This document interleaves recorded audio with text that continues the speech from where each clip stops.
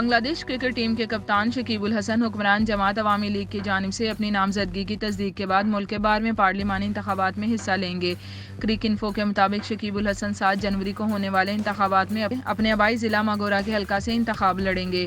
شکیب فی الحال world cup میں سری لنکا کے خلاف میچ کے دوران ہونے والی انجری سے صحتیاب ہو رہے ہیں۔ ابھی تک یہ واضح نہیں ہے کہ وہ کھیل کے میدان میں کب واپس آئیں گے۔ نیوزی لینڈ کے خلاف 28 نومبر سے 10 دسمبر تک 2 ہوم ٹیسٹ کے بعد بنگلہ دیش ٹیم 11 سے 31 دسمبر تک نیوزی لینڈ کا دورہ کرے گی، جہاں 6 وائٹ بال میچز کھیلے جائیں گے۔ شکیب الحسن نے ورلڈ کپ سے قبل اعلان کیا تھا کہ وہ ٹورنامنٹ کے بعد ون ڈے میچز میں کپتانی نہیں کریں گے، لیکن وہ T20 انٹرنیشنل میچز میں کپتانی کرتے رہیں گے۔ وہ اپنی پہلی سیاسی مہم کے اختتام پر نیوزی لینڈ کا سفر کریں گے یا نہیں، اس کا بھی ابھی نہیں بتایا گیا۔ رپورٹ کے مطابق بنگلہ دیش میں کرکٹ اور سیاست کے درمیان تعلق گہرا ہوتا جا رہا ہے۔ شکیب سے قبل بنگلہ دیش کے سابق کپتان مشرفی مرتضیٰ گزشتہ انتخابات کے دوران رکن پارلیمان منتخب ہوئے تھے۔ شکیب اور مشرفی کے علاوہ بنگلہ دیش کرکٹ بورڈ کے صدر نظم الحسن 2009 سے رکن پارلیمنٹ ہیں۔ بنگلہ دیش کرکٹ بورڈ کے ڈائریکٹر شفیع العالم چودھری بھی آئندہ انتخابات میں حصہ لینے کے لیے نامزد ہو چکے ہیں۔ بین الاقوامی کرکٹرز میں کھلاڑیوں کا سیاست میں آنا بہت کم دیکھا گیا ہے۔ شکیب